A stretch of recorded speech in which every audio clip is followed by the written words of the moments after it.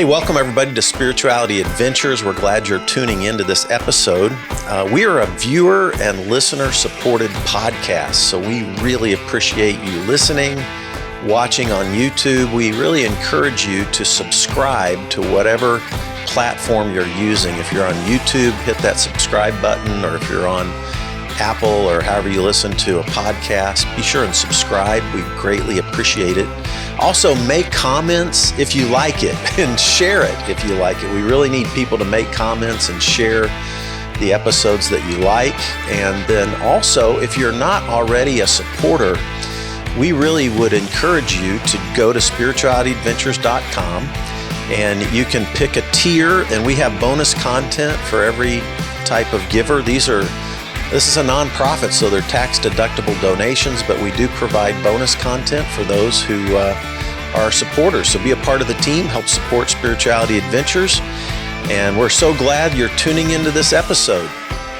All right, welcome everybody to Spirituality Adventures. Glad you're tuning into this episode. I'm excited to introduce you, if you haven't already met her or run across, Paula Stone Williams. Paula, thank you for joining Spirituality Adventures.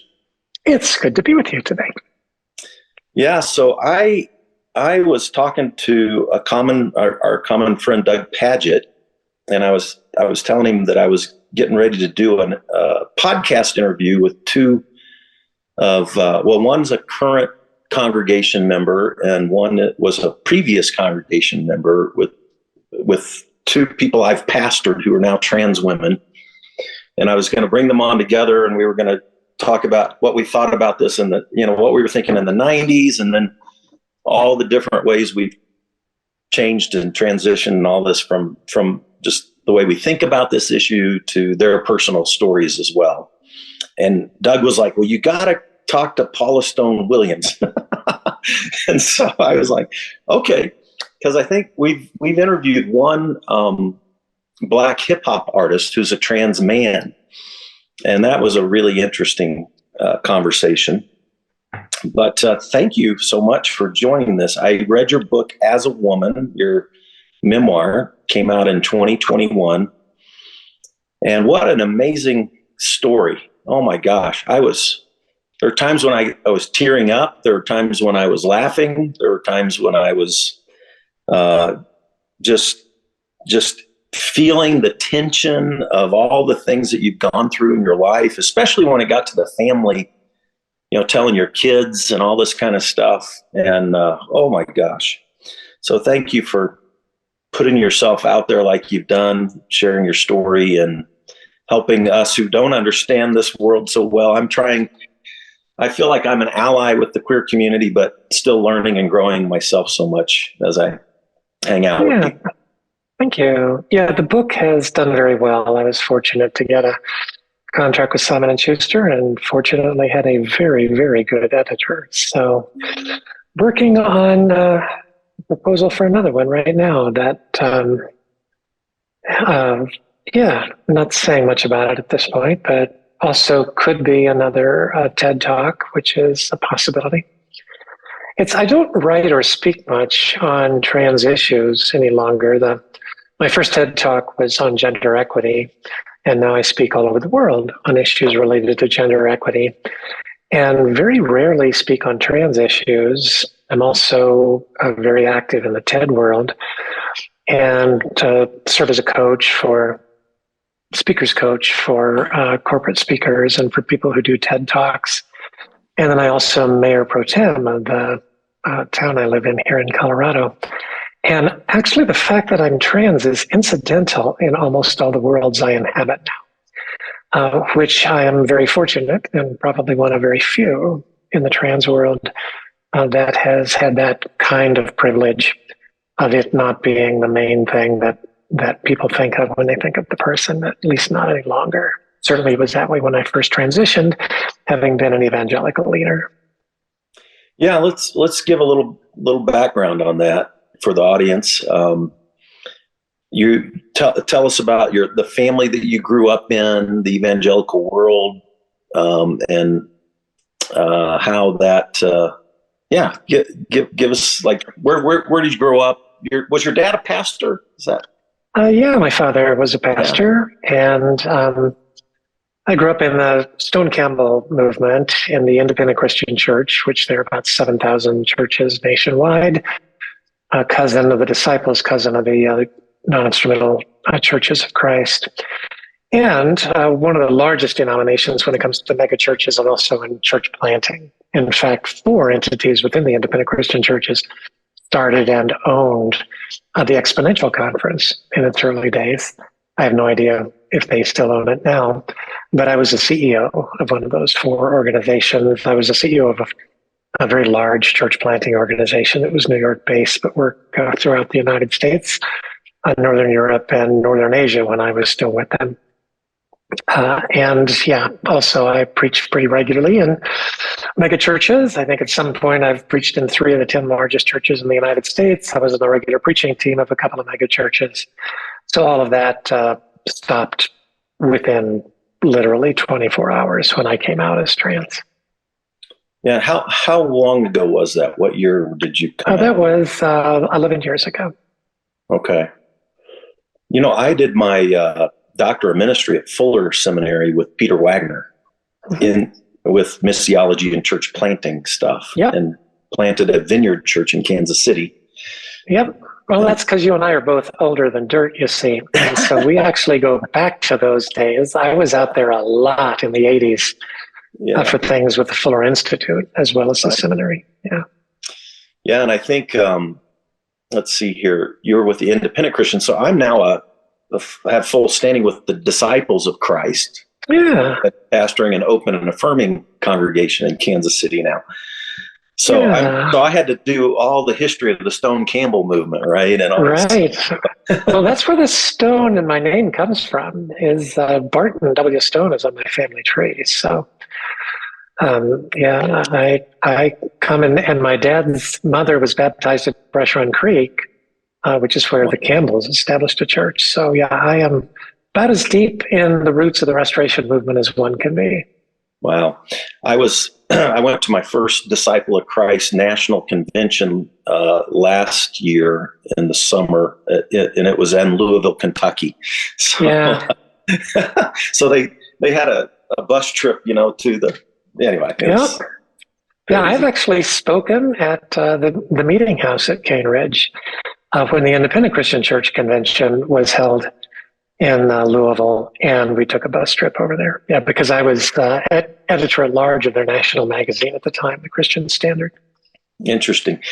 There was a guy that planted a independent Christian church in Kansas City. I think he was sent out by a huge Chicago mega church that's independent Christian. Yeah, that's one. Troy McMahon? Mm-hmm, yeah, I know Troy. Okay. Yeah, the Chicago organization was one of the 4 that owned the Exponential Conference, the New Thing Network. Mm-hmm. One was a church, Centerville Christian Church in Centerville, Virginia. One was Stadia Church Planting Organization, which was the largest within our denomination in California. And one was the Orchard Group, which was the organization that I was CEO of and then chairman of, which was New York based. So yeah, we worked pretty closely with those guys. I actually am a pastoral counselor. My doctorate's in pastoral counseling, and I actually have 2 clients right now, 2 that come out of New Thing Network backgrounds. Yeah. Yeah, it's fascinating. So when Troy moved to Kansas City to start the church, he had his core group coming to my Sunday night service until they planted Sunday morning. Yeah.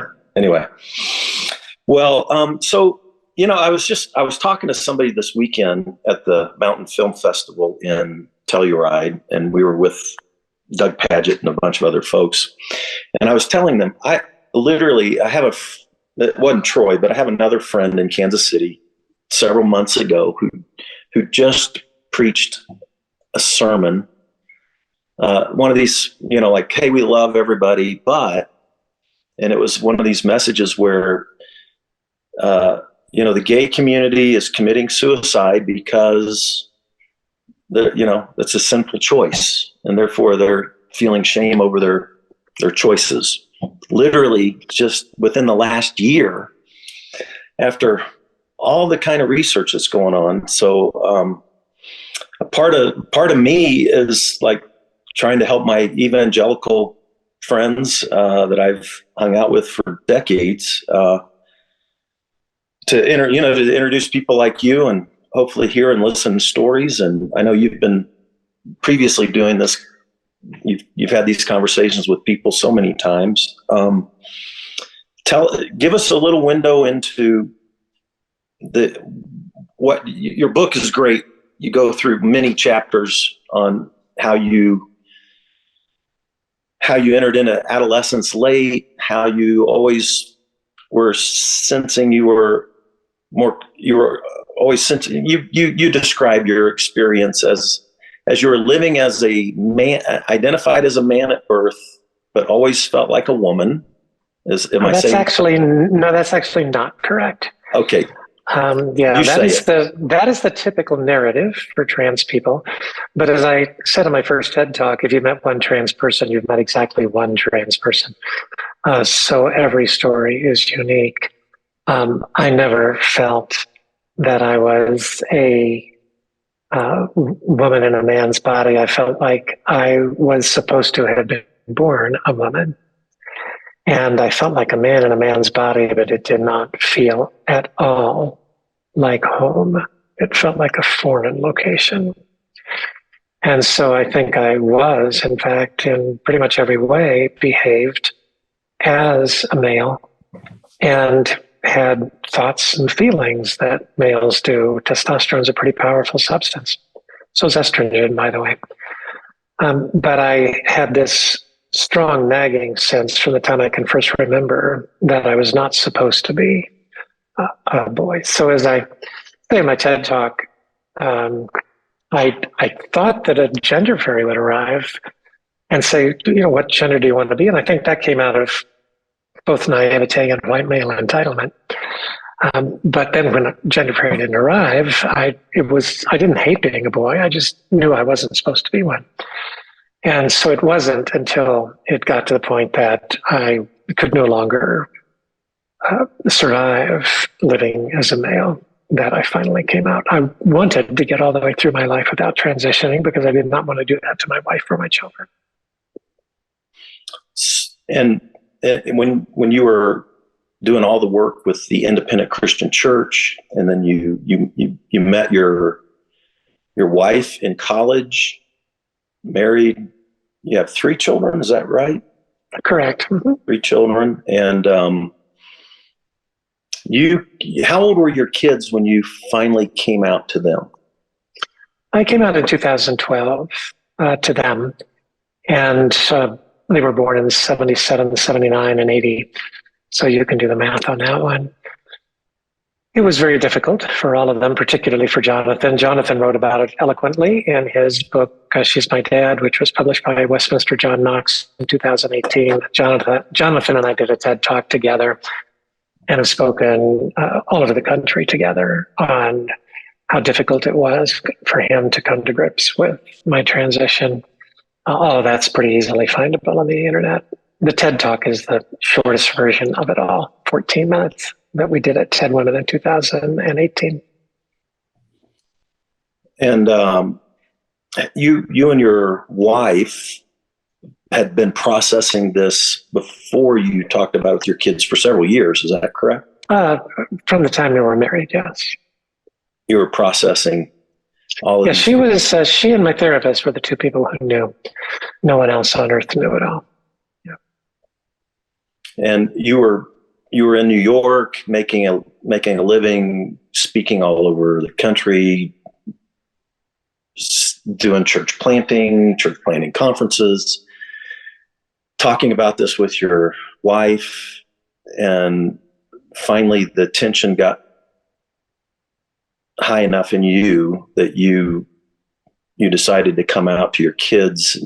You did that, and then ultimately came out to your staff, right? To your board? Correct. And though I'd been with the organization 35 years, though I had taken them from a budget of $160,000 to $4 million, though I had never had a bad review, I was gone in 24 hours. They also pulled my pension, which would have been worth about $1 million. They also did not want to give me back $500,000 I had directed to them as a loan That was my money, and had to threaten a lawsuit to get that back. So it was not a particularly pleasant departure. So your children, or who were adult children when you came out, basically, right? Mm-hmm. They were adults. I think, if I remember, your daughter process it more quickly. Is that the right way? Both daughters were very supportive very quickly. All of them have had to go through their time of pulling away and figuring things out. Jonathan was the first to do that, but all three are very supportive. We're a very close family now. But it'll never be the same as it was before. Families are gendered.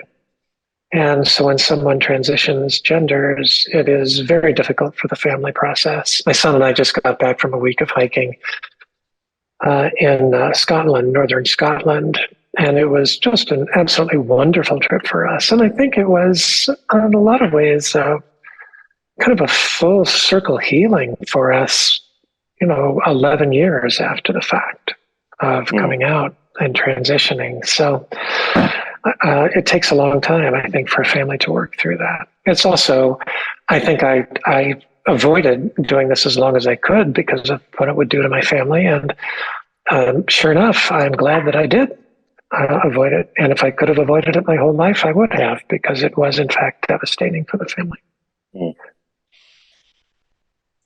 So you've done TED Talks now on this topic, or on... Not on this topic. No, I speak on gender equity because one of the things that I discovered is that life is far, far easier for men than it is for women. I am very, very fortunate as a trans woman in that nobody in the world seems to know that I'm trans. And so that means the world receives me as a woman pretty much 100% of the time. And so I experience life in the same way that cisgender women experience it. And it is far, far, far more difficult as a woman than it was as a man. And so my first TED Talks had 7 million views, and I've heard from women on all 7 continents thanking me for validating their experience. Unfortunately, every time I speak on the subject, which I will be actually later on today, I always don't have to dig into my files for illustrations. I have them from that very week, always. It is, in fact, a world tilted in favor of males. And males just don't know that. All they've ever known is being a male. There's no way they can fully understand it. Really, even women, because that's all they've ever known, can't really fully understand how much the world is tilted in the favor of men.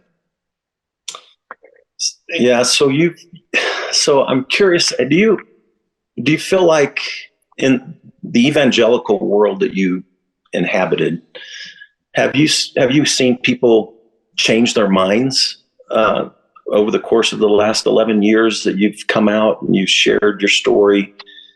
No, not at all. In fact, it's moving in the opposite direction. The numbers get worse and worse. Give us some statistics around that. 87% of evangelicals believe gender is immutably determined at birth. 67% believe we already give too many civil rights to transgender people, and yet only 31% know someone who's out as a transgender person. If we take a look at the 592 laws introduced in state legislatures last year, the 90 that were signed into law in 22 different states, it was not, in fact, Republicans who were driving those laws. In fact, 2 significant studies show 61% of Republicans feel that transgender people should have the same civil rights as anybody else. But it is Republican legislatures that are passing these laws. So what is driving that? It is evangelical Christians who are driving that. So the fact that the evangelical community has moved in the opposite direction, those numbers have gotten worse and worse. The most recent study went 84% to 87%, 61% to 67%, even though the numbers of people who know someone is transgender actually grew from 25% to 31%.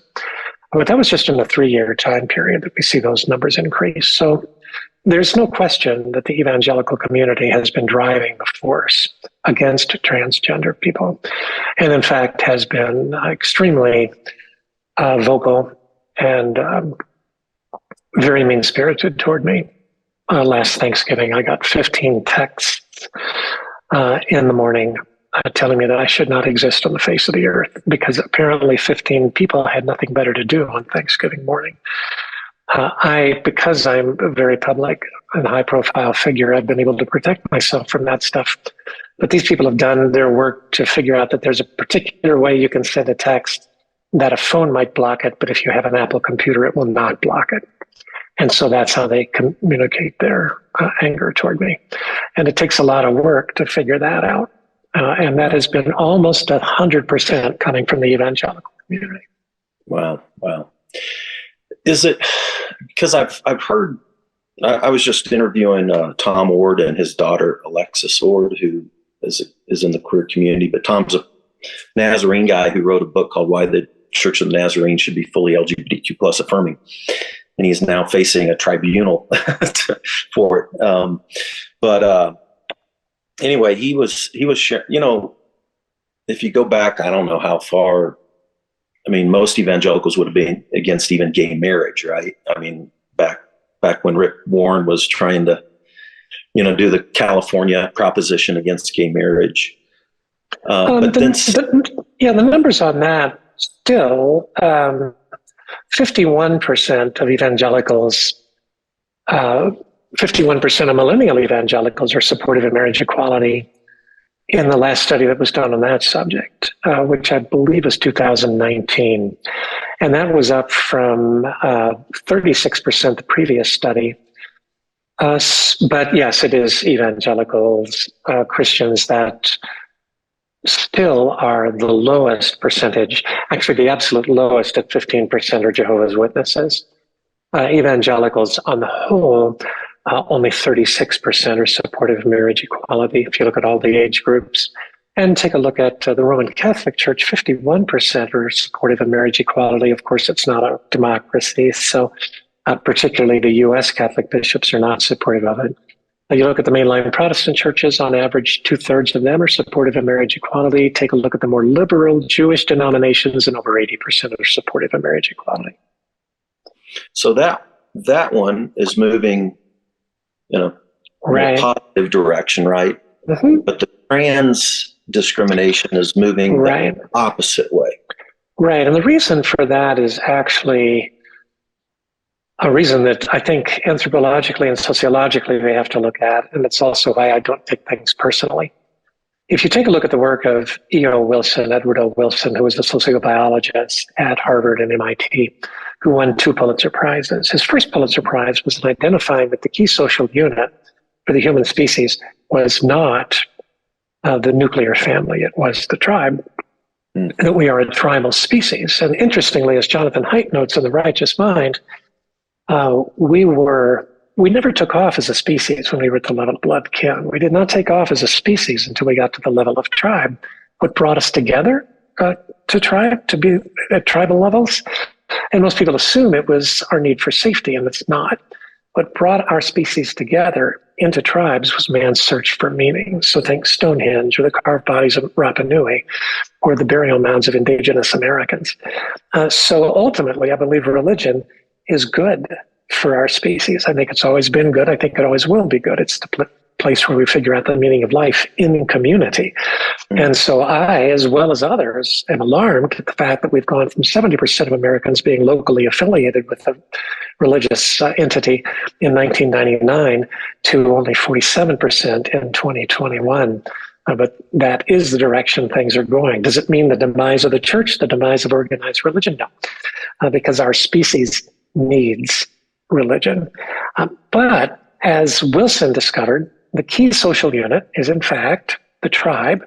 And then his second Pulitzer Prize was in identifying that there are 9 tribal species. Now, 8 of these 9 species have evolved as one might expect. An enemy comes into the camp, the tribe unites, defeats the enemy, some members of the tribe die, but life goes on for the tribe. And so the tribe survives.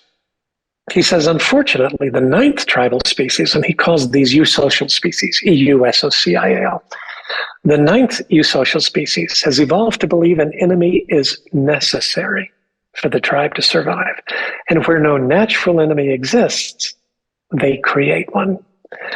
And Wilson says, we don't get a hold of that, we lose the species and we lose the planet. as we know it.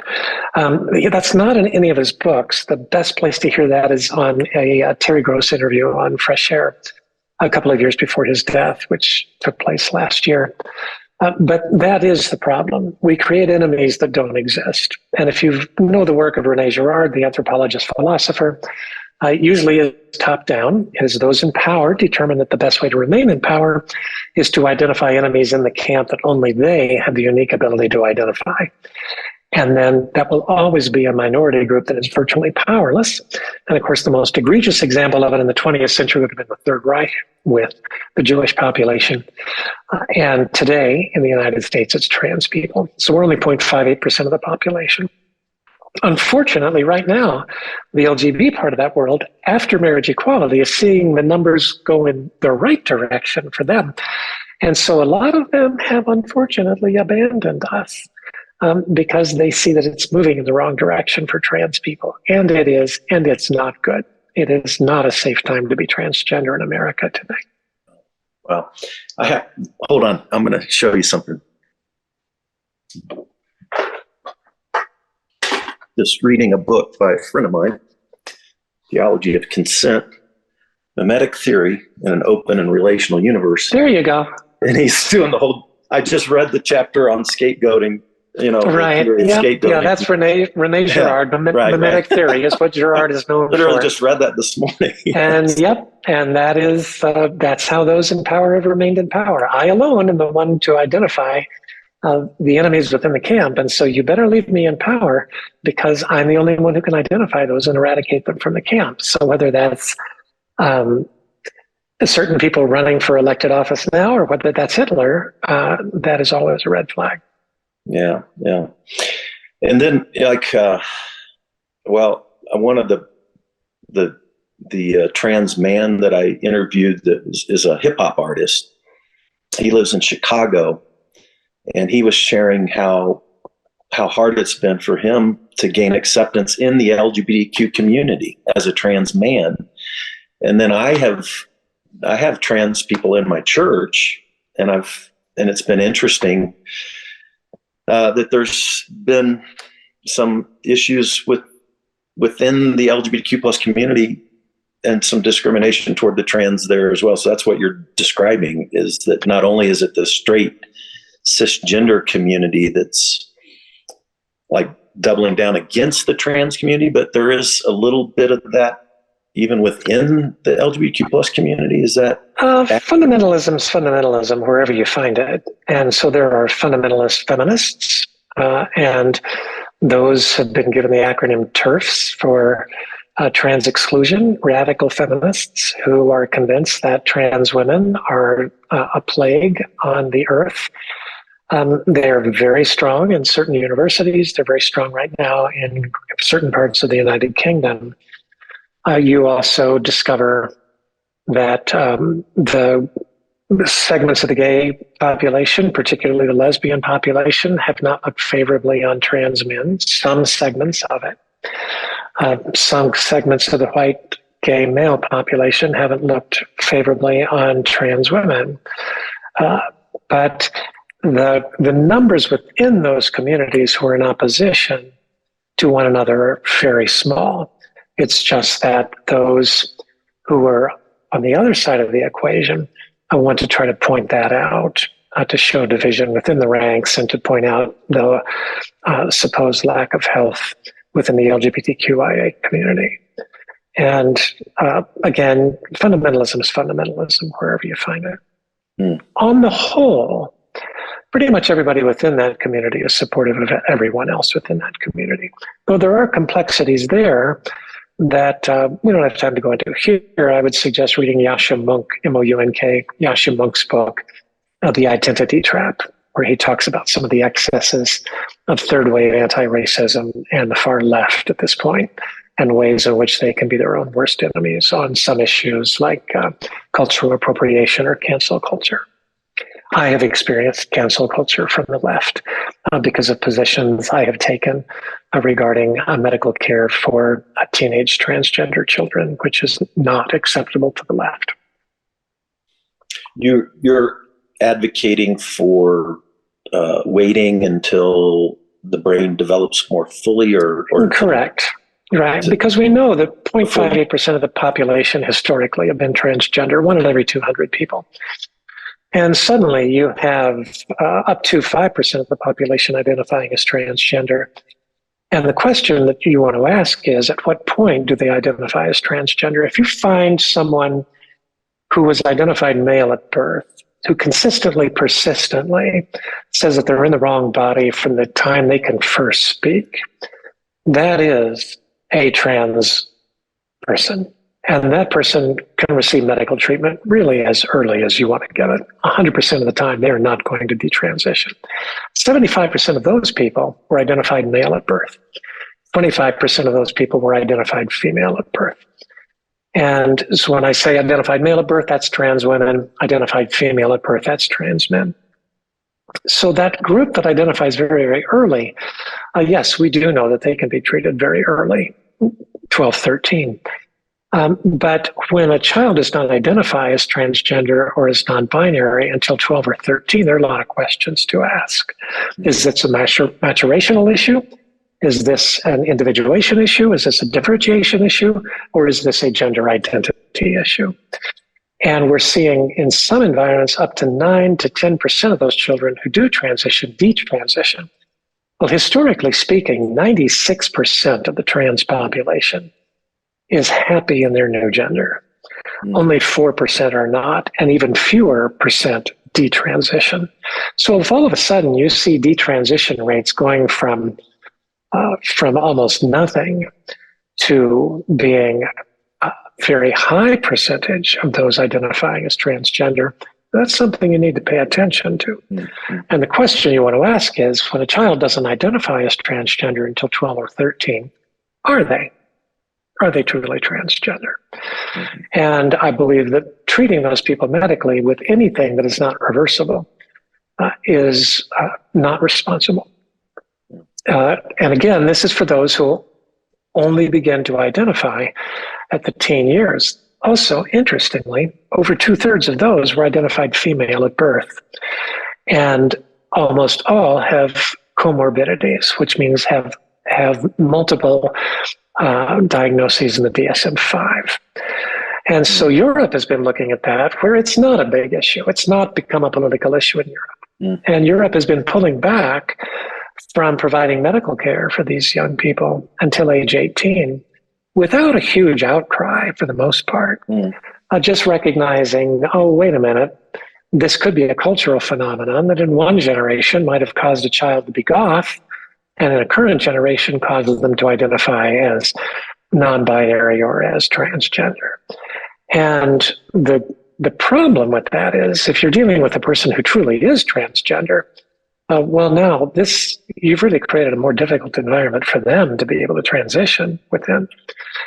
And when you see this high number detransitioning, you give those who are opposed to all trans people ammunition, saying, see. And the truth is, we need to separate out which groups we're talking about. Yeah, fascinating. And what I just said is not well received by the far left. Yeah, you've been canceled. I have been canceled. Yeah, right? Yeah.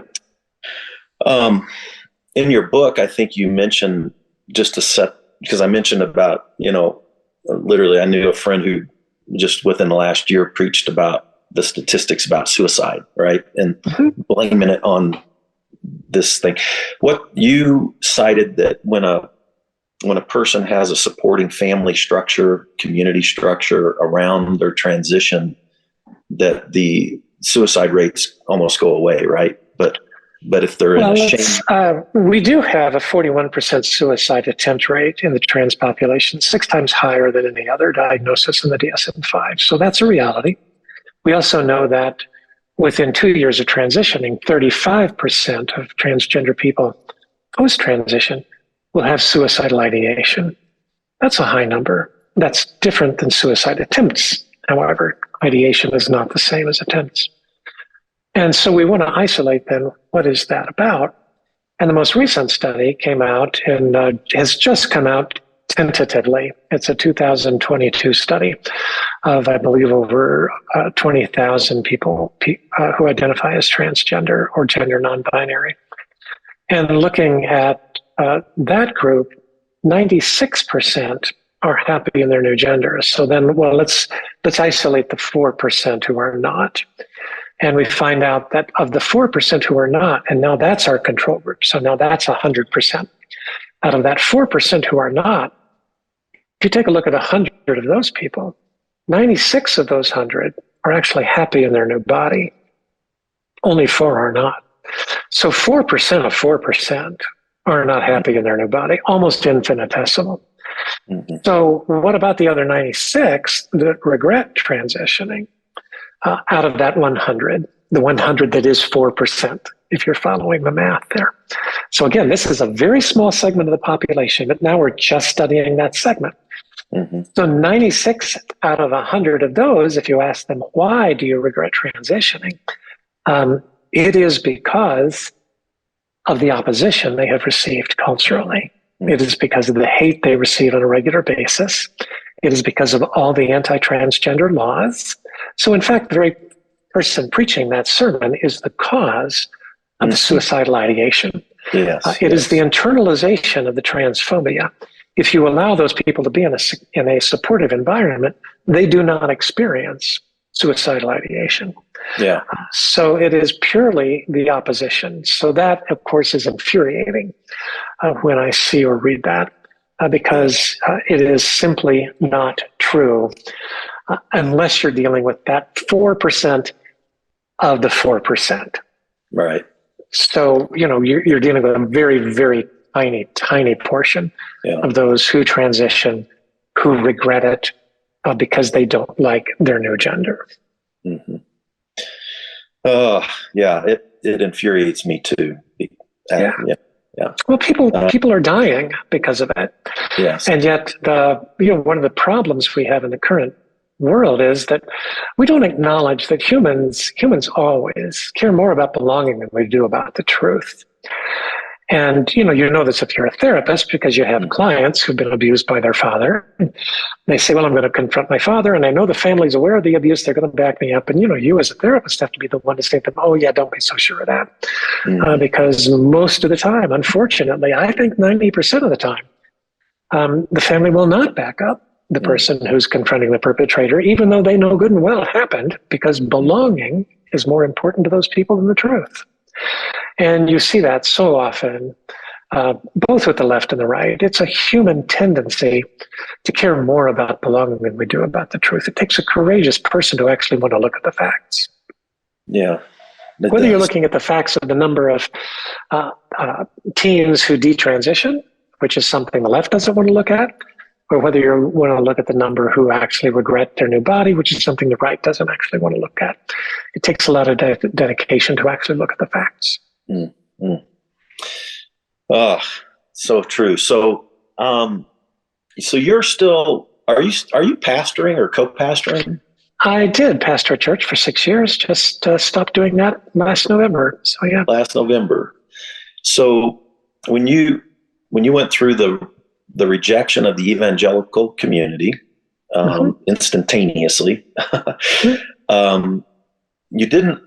did you ever question God or like your belief in God, or did you feel like an atheist, or I know you talk a little bit about how your faith, you still call yourself a Christian, right?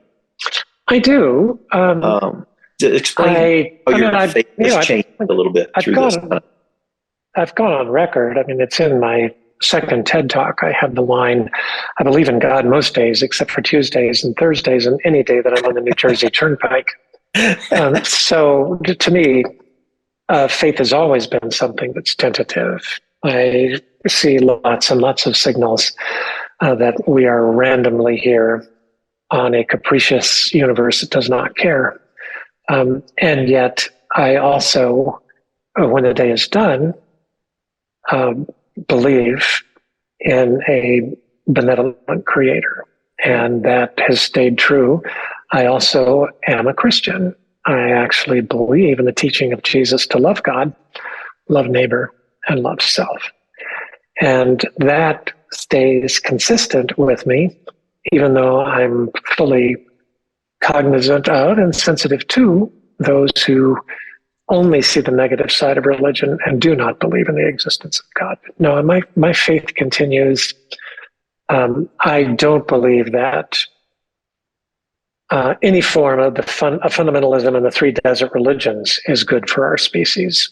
The three desert religions, Abrahamic religions, all began as religions of scarcity, and in their desert forms, or in their fundamentalist forms, remain religions of scarcity. And so if you're looking at fundamentalist Islam or fundamentalist Judaism or fundamentalist Christianity, I believe that in the aggregate, they are more negative in their impact on our species than positive.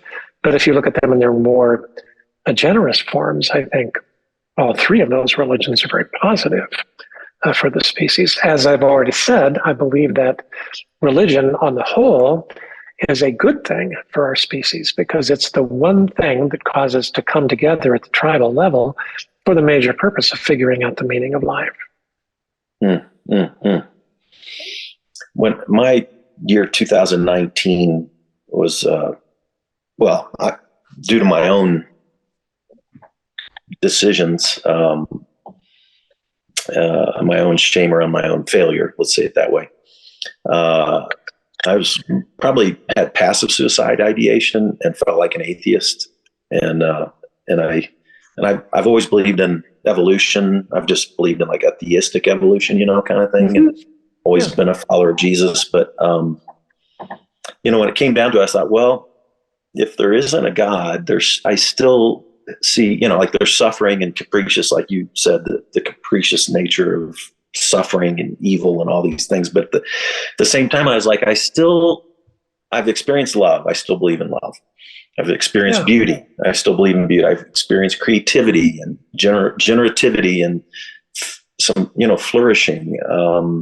So even if there's no God, those are the things I want to press into. What I've always said, seen my church over and over again, is I love God. We love God, the God who burst on the scene 14 billion years ago in all of God's complexity, mystery, and ever expansiveness. And right there, I just define the Big Bang. And then I say, love God, the God who burst on the scene 14 billion years ago in all of God's complexity, mystery, and ever expansiveness, rooted in relationship and grounded in love.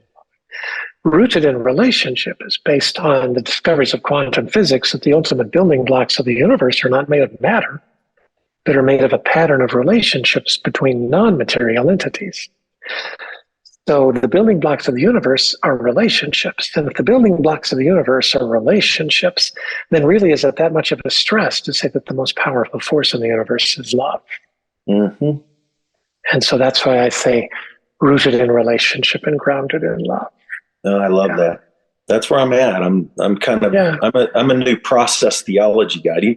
Even though I was reading Whitehead and Hartshorne at 18 and 19, and, and I was a religion major in college. And I was going to say, that's kind of early. I don't think I was reading them until probably my early 30s. Yeah. And I remember reading it, but I had gotten saved at the Southern Baptist Youth Camp from smoking weed and all this. So I was like, well, I think I got saved. I'm pretty sure I did. So I kind of gravitated toward the more conservative, like an N.T. Wright kind of a theologian. Sure. But when I read Hartshorne and Whitehead, I was like, that's interesting. It's like God's evolving with everything else. That was my 19-year-old take on process theology. Now I'm diving into it with Tripp Fuller and my friend here. Yeah. And that's where I'm at. And my new favorite, I end my service on Sundays with this, my new, how you memorize thousands of verses and all that in the Bible. My one verse I've memorized in the last 5 years is 1 John 4:16. God is love. Those who live in love live in God and God lives in them. I'm like, if you stick with that, you can't get too far off course. I mean, when you take a look at discoveries of quantum physics, like you ask John Polkinghorne, who was on the team that named quantum physics. He's an Anglican cleric, also was a member of parliament and a physicist. And he, when asked how he discovered chaos theory, he said it actually was trying to understand how God can answer prayers. And so what I came up with then was the notion of chaos theory. You can hear that on a Krista Tippett recording of an interview with Polkinghorne. That this notion that, a leaf blowing in Japan can cause a tsunami halfway across the world. That it came out of that notion of how would God answer prayer without breaking the laws of nature, and without controlling and dominating and correct. Yeah. It's a fast. So that's what I've been trying to get my head around, and I'm doing. So I'm also doing a 2-year training with Tara Brach and Jack Kornfield in mindfulness meditation, which comes from the Vipassana Buddhist tradition. Right. But I got introduced to mindful meditation and dialectical behavioral theory, DBT. DBT is a typical treatment for borderline personality disorder, and because of that, a lot of people shy away from it. Whereas I know a lot of therapists who believe that every single college freshman in the world should be going through dialectical behavioral therapy. Yeah. I benefited from it and IFS, internal family systems. Those are the internal two family system works a lot. I'm not trained in it, but my former wife, who's still very close to and also a therapist, her therapist uses it. I know a number of therapists who do, and IFS has been very helpful to a lot of people. It was not particularly helpful to me, and which is just a reminder that different forms of therapy work for different folks. Yeah. So let's talk. Your main topic that you talk on now around the world is on gender equality. You gender equity. Gender equity. I'm sorry. Right. And you obviously come at this from a unique perspective, right? Yeah. So let's close our conversation out over the next few minutes talking about gender equity. What do we need to know? What do us white cisgender straight dudes who grew up in white patriarchal privilege without even knowing it? It was just the air we breathe, right? Yeah. I would have never been. I was a shy kid, introverted, nervous. Always had to overcome all this stuff. So I thought I had to overcome all kinds of stuff. I would never have thought I was walking around with a white male privilege with the patriarchal world and all that kind of stuff. Help us white dudes out who care to listen. Yeah. And the first two are simple, but I believe would bring huge results. Particularly the first is, I wish all men would assume a woman knows what she's talking about and treat her accordingly. There's a lot in that. I'd say read my book, chapter 17 and 18, if you want to take a look at the where and the what of that. The other thing I'd say related to that is stop interrupting us, because men interrupt women twice as often as they interrupt other men. But the three deeper things I'd say is, the first is learn the value of deference. I think women learn deference almost as a birthright. Men see deference as weakness. And until men can see deference as a positive personality attribute, we're not ever going to get anywhere near gender equity. And how does it begin? It begins by being an ally. But that's not deference. When you're an ally of women, you are still functioning at your own direction. I will do this, I will do that, I will do the other for you. I don't believe deference begins until we move from being an ally to being an apprentice. When you become an apprentice, you are saying, what do you want me to use my power to do?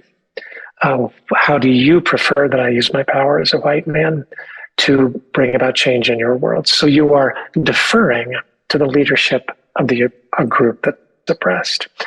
That's the beginning of deference. So I think deference I'd like to see. I think a second thing is the real value of collaboration, correction, and compromise. If you take a look at, what is it that Norway, Finland, Germany, Iceland, Taiwan, and New Zealand have in common? All 6 of those nations did extremely well through the initial phase of the coronavirus. All 6 happened to have a female head of state at the time. All of them were willing to look at their health departments not as subordinates, but as equals to them when it came to this task. So they worked collaboratively with those departments. They were willing to compromise. They had great ego strength, not much ego need. And they also were open to correction. Jacinda Ardern in New Zealand was particularly adept at this. If she went the wrong direction, she quickly said, that didn't work, let's do this instead. And then contrast that with the 3 countries that did spectacularly poorly in the first phase of the coronavirus: Brazil, the United States, and Great Britain. And I don't think you need to say anymore. Men have a very difficult time with those 3 values: correction, collaboration, and compromise. And the third thing I would say to men is truly, deeply listen. Men just are not taught to listen. And I kept a handful of clients when I transitioned, very much a surprise to me because most were evangelicals who stayed. But I kept a handful of clients, and when one left, when her work was over, on the last day, she said, I just feel like I need to say you're a better therapist as a woman than you were as a man. And I said, well, interesting, because I probably feel like I'm a better preacher as a woman than as a man. And I think I know the reasons for that, but why do you think I'm a better therapist? And she said, because you listen better. You don't speak as quickly. And I knew it was true. You just learn that as a woman. As part of it is because it's forced on you. And you aren't given that many opportunities to speak. But I wish I had learned to deeply listen more. So those are the things I would say to men. There's also things I would say to women, by the way. And the biggest I would say to women is learn to empower one another. Men do empower one another. Women do not. They see each other as competition. And it's a problem. I was interviewed by the Washington Post a couple of years ago. And the reporter asked me about that. And she said, well, that's not my experience. My experience is women do empower one another. And it was a 2-day interview. The first day was talking. The second day was the photography. And I came back the second day and she said, I have to apologize to you. She said, I was talking to Madeleine Albright last night, as one does, I suppose. And she said, I was telling her what she said. And she said, oh, I agree with Paula. Don't you remember all the times I've said publicly there's a special place in hell reserved for women who do not empower one another? That's probably been my biggest surprise as a woman is how much women see each other as competition, which is interesting because paradoxically, they also work more collaboratively with one another. But both of those things are true. So yeah, there are things that I would say to both. I would also say to women, own what you know and stop apologizing for yourselves. You don't have to apologize for being right. Give those 3 C's again. I don't know if you... Compromise, collaboration, and correction. Yeah. And you women feel like... will do those things far more intuitively than men, particularly men with great ego need and a weak ego structure. That's great ego need equals a weak ego structure.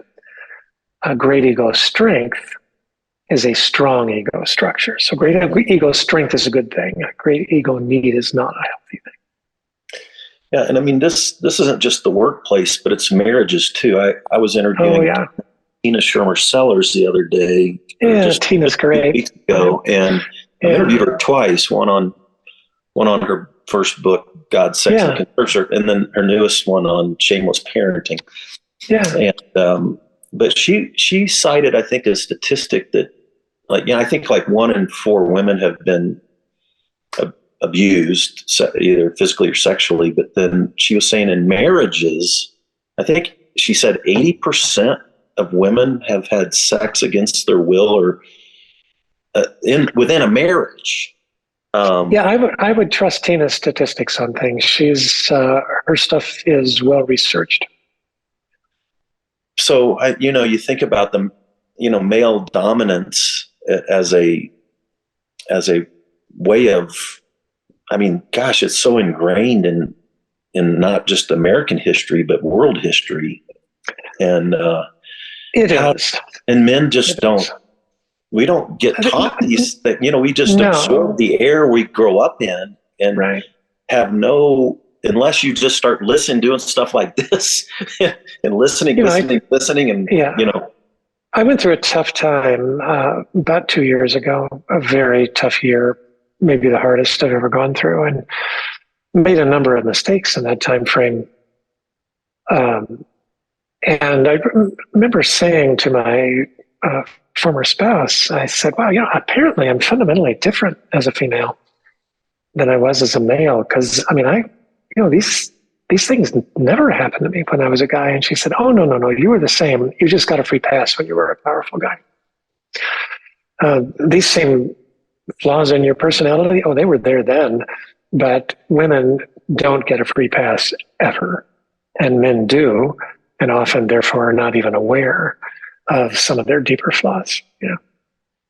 What James Hollis calls our existential guilt, which is, it's worth reading his work for that. So, give me advice. How can I, as with the years I have left and the influence that I have in the world, what are some of the best practices as I lead a church, as I lead meditation groups, as I write and try to influence people in this loving, uncontrolling love of God world that I'm trying to embrace?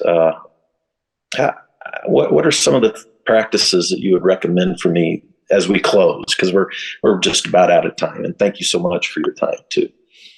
I think being open to challenge from the outside and bringing people into your life who you've given permission to confront you. I think being open to stringent self-examination, to having an eye toward your heart that is relentless and seeking out the truth even when the truth is highly unpleasant. I think those things are critically important, and yet ironically, things we're not able to do if we don't have a good sense of who we are. If we cannot love ourselves, we cannot be open to correction from the outside, and we cannot enter into stringent self-examination because we're too threatened by it. So it's a bit of a catch-22. But men are given a better chance, particularly successful white men or well-educated white men in America or anywhere in the West, have a leg up in being able to have the ego strength necessary, because life is good to them, to have, or better than it is to most others. So they have the strength necessary to do that. They just don't have to. When they choose to be open to stringent self-examination and open to challenge from the outside, that is a sign of incredible maturity that you see in people like George Herbert Walker Bush, Bush 41, or you see in Jimmy Carter. The people who are that way. You know the comedians who've dealt with that. You know that more than likely Mike Birbiglia has looked at himself in ways that maybe Dave Chappelle has not. You can see these things. If you take a look at the men who are willing to look at that part of themselves. So your book is As a Woman. What I learned about power, sex, and the patriarchy after I transitioned. There we go. Published by Simon & Schuster. And then what's your website? paulastonewilliams.com. And your TED Talks, you can just Google that. You can find those at TED.com, or you can find those pretty much anywhere on the internet. Anywhere. And so I want to recommend your stuff. Is there any other one or two or three books that you think white men should read? Is there another, if you're recommending a little bibliography for white men, is there a couple others other than your own work I would highly recommend, because I loved your book. So there's a book called The Feminist Fight Club. I would recommend that. Any of the works of Joan Williams. There's a TED speaker I worked with this past fall. Ted Women, a British woman. Oh, I can't think of the name of her book or her name. Oh, that's frustrating. Yeah, because her book is new and good. But yeah, those would be the first ones that I would recommend. In terms of really dealing with your stuff, I would say the Jungian analyst James Hollis, Hollis, Swamplands of the Soul, and The Middle Passage. Middle Passage was actually mentioned in Ted Lasso, and clearly is a book that had been read by their showrunners. Swamplands of the Soul, I think, is possibly the best book I've ever read. Wow, cool. Well, thank you so much for your time. I appreciate it, and I'm grateful just to have had these moments with you. So, thanks for what you're doing out there. Yeah, thanks for being out there. Thanks for doing what you're doing, and thanks for, your resiliency is amazing. So I've been inspired. Thanks. Thank you. Thank you. Thanks, everybody, for tuning into Spirituality Adventures, and we'll see you next time. Hey, you made it to the end. Thanks for listening all the way through on this episode. By the way, if you're not already a supporter, go to spiritualityadventures.com, sign up for one of our monthly supports, and you will receive our bonus content. You'll receive lots of interesting information about our guests. Many of our musicians will do special bonus songs and record a song. So I want to encourage you to do that. Thanks for listening. Thanks for watching. Be sure and subscribe. Be sure and share any of the episodes that you like. And be sure and make comments if you like them as well. This helps us get Spirituality Adventures out there to more listeners, more watchers. So whatever platform you're using, subscribe, like, share, make comments, and go to our website, sign up for our team, and be a part of the team support. Thank you so much, and we'll see you next time.